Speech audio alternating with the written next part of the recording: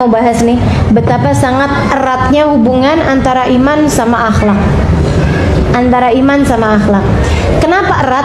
Coba kita bahas dulu. Kenapa erat? Karena gini teman-teman saudara sekalian. Orang tuh kalau beribadah kepada Allah gitu ya. Kan ibadah katanya al-iman yazid wa yanqus. Sebenarnya kan ada yang bilang gitu kan, iman itu naik turun gitu ya. Sebenarnya bukan imannya yang naik turun sih, tapi ibadahnya. Ibadah kita kan yang naik turun. Kalau keimanannya sih saya kira nggak naik turun ya. Ibu-ibu walaupun lagi maksiat sekalipun, kita kalau ditanya Tuhan kita siapa, kita jawab siapa? Allah. Emang kamu nggak percaya kalau Allah lihat kamu? Percaya gitu ya. Di saat kita lagi lalai kayak apapun gitu, bahkan tanya sama orang yang mabuk-mabuk, Nabi kamu siapa? Nabi Muhammad. Nggak bakalan ganti kalau dia orang Islam, ya kan begitu ya. Maka imannya sendiri nggak naik turun, tapi yang naik turun itu adalah amal ibadah yang merupakan perlihatannya iman, penampakannya iman. Kita bisa bilang orang ini imannya hebat, kita bisa bilang orang ini imannya kurang. Itu kan dari penampakannya iman, yaitu ibadah. Nah, kenapa ibadah itu erat kaitannya dengan akhlak? Enggak bisa orang tuh dia itu ibadahnya hebat tapi akhlaknya nggak bagus. Nggak bisa tuh. Itu berarti ada yang salah dari ibadahnya gitu. Ada yang salah dari ibadahnya selama ini, atau ibadahnya nggak diterima sama Allah sehingga nggak menjadikan akhlaknya jadi baik. Karena yang namanya iman sama akhlak ini fiqran teman-teman sekalian. Dalam satu tempat, kalau dia pergi yang lainnya, gandengan. Di saat satu menetap pula yang lainnya. Makanya Nabi Muhammad ketika bilang nih ya, man kana yu'minu billahi wal yawmil akhir. Subhanallah, Nabi Muhammad bilang, siapa yang beriman kepada Allah dan hari akhir.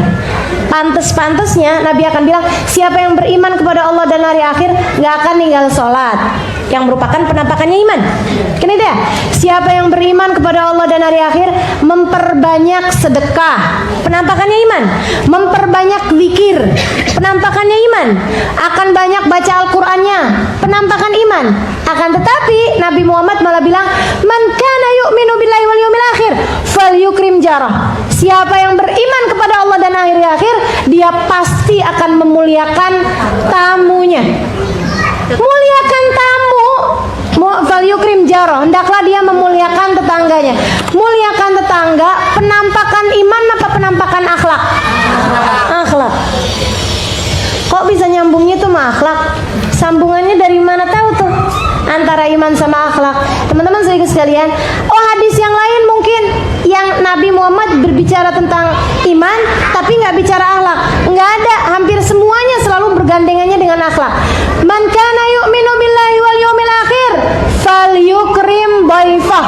Siapa yang beriman kepada Allah dan hari akhir, dia pasti akan memuliakan tamunya. Muliakan tamu bagian dari penampakan iman atau penampakan akhlak? Akhlak. Man kana yu'minu billahi wal yawmil akhir, dalam hadis yang lain, falyaqul khairan aw liyasmut. Siapa yang beriman kepada Allah dan hari akhir, pasti dia akan berbicara yang bagus, nggak suka nyakitin orang, aw liyasmut, atau dia akan diam. Itu berbicara bagus, nggak nyakitin orang gitu ya, atau kalau nggak dia memilih diam, bagian dari penampakan iman apa bagian dari penampakan akhlak? Akhlak. Iman selalu gabung sama akhlak. Fiqran, berada dalam satu tempat, satu pergi, satu menetap, yang lain akan menetap. Kenapa? Nih teman-teman sekalian, kenapa begitu? Karena gini, semua ibadah yang kamu lakukan, kalau diterima sama Allah menurunkan rahmat. Bukan begitu? Kita kalau ibadah, mengerjakan apapun aja dari bentuk ibadah, diterima sama Allah Subhanahu wa taala, apa yang akan Allah berikan pada kita? Rahmat. Rahmat itu artinya apa? Kasih sayang. Allah bakal sayangin kita, bakal rahmatin kita. Rahmat itu ketika turunnya kemana? Ke hati, teman-teman sekalian. Nah, hati yang dituruni rahmat pasti akan menjadi hati yang berakhlak. Sumber akhlak adanya di dalam hati. Jadi kalau ada orang tahajudnya hebat, puasanya rajin, tapi kalau ngomong